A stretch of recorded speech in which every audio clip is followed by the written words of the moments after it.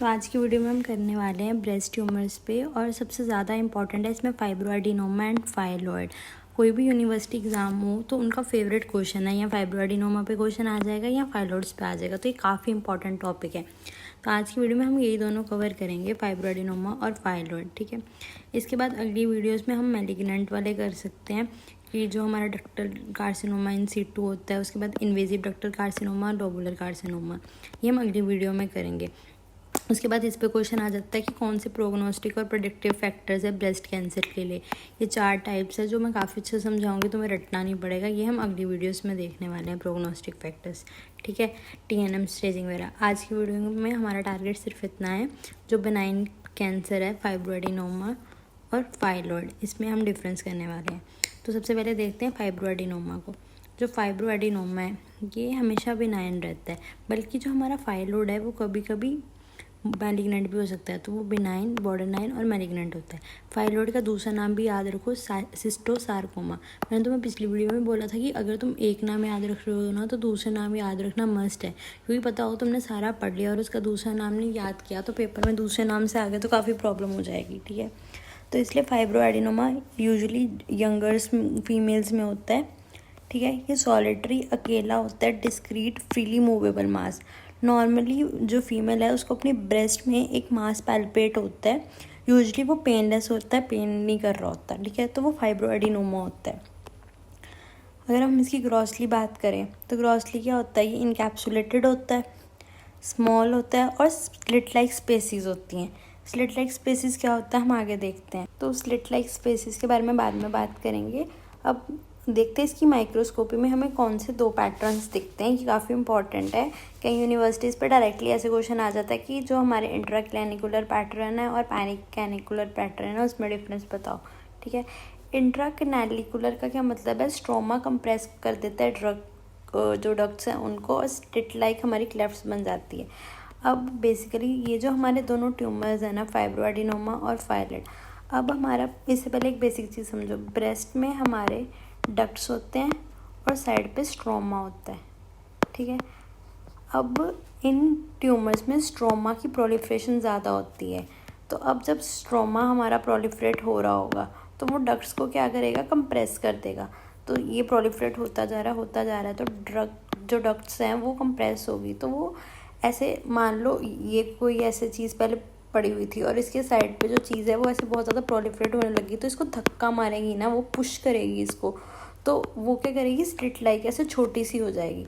तो ये इसका इंपॉर्टेंट पॉइंट है कि स्ट्रोमा जो है बहुत ज़्यादा ग्रो करने लग जाता है और वो डक्ट्स को कंप्रेस कर देता है, तो उसको धक्का मारता है जिस वजह से उसकी स्लिट लाइक क्लेफ्ट्स बन जाती है। तो ये इंट्राकैनालिकुलर पैटर्न हो गया। पेरिकैनालिकुलर में क्या किया कि उसने उसको खींचा बाहर की तरफ, ऐसे स्ट्रोमा ने उसको बाहर की तरफ खींचा। तो जब उसने उसको पुश करा, स्ट्रोमा ने बहुत इतना ज़्यादा एग्रेसिवली हो गया कि उसके फाइब्रोसिस एक दूसरे को खींचने लग गए, ठीक है। तो उस वजह से यहाँ पे जो हमारी डक्ट्स हैं वो डायलेट हो जाती हैं।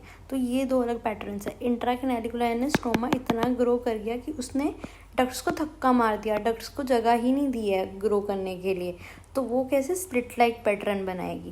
पेरिकैनालिकुलर में क्या है, ये स्ट्रोमा प्रोलिफरेट कर रहा है बट वो उसको ऐसे इधर को खींच रहा है, ठीक है, पुल कर रहा है उसको, यहाँ पुश है और यहाँ पुल कर रहा है। जब वो खींचेगा तो कोई चीज़ खींच रही है तो क्या होगा, इसे हर जगह से खींच रही है तो वो क्या हो जाएगी, वो डायलेट हो जाएगी ना, तो ये डायलेट हो जाएंगी।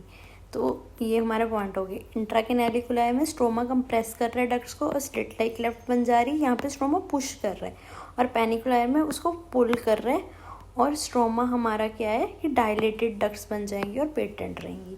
तो ये हमारा डिफरेंस हो गया। अब अगर तुम्हें क्वेश्चन आया फाइब्रोएडिनोमा पे तो तुम क्या लिख के आओगे, ये हमेशा बेनाइन होता है, यंगर एज ग्रुप्स में होता है, यूजुअली 15 to 30, और पैल्पेबल होता है, पेनलेस होता है, सॉलिटरी डिस्क्रीट मास होता है जो यूजुअली मोबाइल होता है, और कैप्सुलेटेड होता है अच्छे से क्योंकि बेनाइन है, स्मॉल होता है और इसमें स्लिट लाइक स्पेसेस है। तो तुम्हें समझ आ गया होगा कौन से स्लिट लाइक स्पेसेस की बात कर रहे हैं। अब इसके 2 पैटर्न्स हैं, इंट्राकैनालिकुलर और पेरिकैनालिकुलर। इंट्राकैनालिकुलर में स्लिट लाइक दिखेगा, क्यों दिखेगा वो तुम्हें पता है, और पेरिकैनालिकुलर में डायलेटेड दिखेगा। तो तुम अगर मेजर पॉइंट्स याद अब रख सकते हो क्योंकि तुमने रट्टा नहीं मारा, तुमने समझा है, तो ये तुम्हें भूलेंगे नहीं। तो ये इसकी डायग्राम्स होगी। अब आगे बात करते हैं हमारा फाइलॉइड्स की। फाइलोइड्स को हमने पहले भी बोला था, इसको सिस्टोसार्कोमा भी बोलते हैं। अब ये ओल्डर एज ग्रुप में ज़्यादातर 30 to 70 ईयर्स में होता है। इसकी 3 टाइप है, बिनाइन, बॉर्डरलाइन और मैलिग्नेंट। अगर अब इसकी कट सरफेस देखें तो कट सरफेस में हमें हैमरेजेस दिखेगी, नेक्रोसिस दिखेगी और डीजनरेटिव चेंजेस दिखेंगे। हैमरेज, नेक्रोसिस और डीजनरेटिव चेंजेस। अगर हम ग्रॉसली देखें तो हमें राउंड टू ओवल दिखती है और ये पूरा कम्प्लीटली इनकैप्सुलेटेड है। ये इतना अच्छे से इनकैप्सुलेटेड नहीं होता क्योंकि हमने बोला ना कि इसका मैलिग्नेंट का पोटेंशियल है। तो आपको पता है मैलिग्नेंट वाला अच्छे से कैप्सुलेटेड नहीं होता, अगर आप अपने बेसिक, अगर आपको न्यूप्लेजिया वाला टॉपिक पता है, ठीक है। उसके बाद हमारे आगे इसकी जो है लीफ लाइक अपीयरेंस होती है, तभी फाइलॉइड नाम है। फाइलॉइड का क्या मतलब होता है? लीफ लाइक, ठीक है। तो इसकी अपीयरेंस कैसी है? Leaf like. तो अभी तक हमने क्या किया? 30 to 70 हैमरेजेस और नेक्रोसिस होएगी, लीफ लाइक होते हैं। अगर हम इसकी माइक्रोस्कोपी की बात करें, माइक्रोस्कोपी में इसमें भी स्ट्रोमा क्या है? बहुत ज़्यादा हाइपरसेलुलर, बहुत ज़्यादा प्रोलिफरेट करने लग गया है, ठीक है। Very high accompanied by benign compress ductal structure. वही बात होगी, स्ट्रोमा बहुत ज़्यादा प्रोलिफरेट कर गया और बिनाइंस को उसने क्या है? कंप्रेस कर दिया, ये चीज़ होगी। उसके बाद क्राइटेरिया हमने बिनाइन, बॉर्डरलाइन या मैलिग्नेंट बनाना, तो क्या क्राइटेरिया है?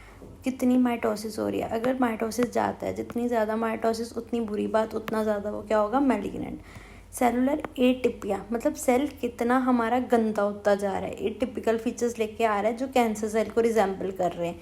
मतलब उसकी न्यूक्लियर टू साइटोप्लाज्मिक रेशियो कितनी है, उसकी न्यूक्लियस और वो हमारे नंबर ऑफ सेल्स कितने हैं, ये सब कुछ, ठीक है। और कितना हमारा स्ट्रोमा हाइपर सेलुलरिटी दिखा रहा है। जितना ज़्यादा स्ट्रोमा प्रोलिफरेट करेगा उतना ज़्यादा वर्स होता रहेगा, उतना ज़्यादा मैलिग्नेंट। और अगर उसको इन्फिल्ट्रेट कर पा रहा है, उसके मार्जिन इन्फिल्ट्रेटिव है, तो कैंसरस हो जाएगा, तो मैलिग्नेंट, ठीक है। तो ये चीज़ हमारी होगी। उसके बाद हमारा ये हमारे दोनों चीज़ें होगी, फाइब्रोडिनोमा और फाइलॉइड। इसमें क्या है? यंगर में एक बार रिवाइज कर लेते हैं, और ये ओल्डर में। ये सॉलिडरी है, फ्रीली पैल्पेबल है, और ये बेसिकली हैमरेज, नेक्रोसिस और डीजनरेटिव चेंजेस होते हैं इसमें। ग्रॉसली स्लिट लाइक, पहले एनकैप्सुलेटेड, ये इतना कैप्सुलेटेड नहीं होता और ये लीफ लाइक होता, तभी इसका नाम है फाइलॉइड। इसमें 2 पैटर्न है, इंट्राकैनालिकुलाई और पेरिकैनालिकुलाई। इंट्राकैनालिकुलाइट में पुश कर रहा है तो स्लिट लाइक बन जाएगा, यहाँ पे पुल कर रहा है तो डायलेट हो जाएंगी।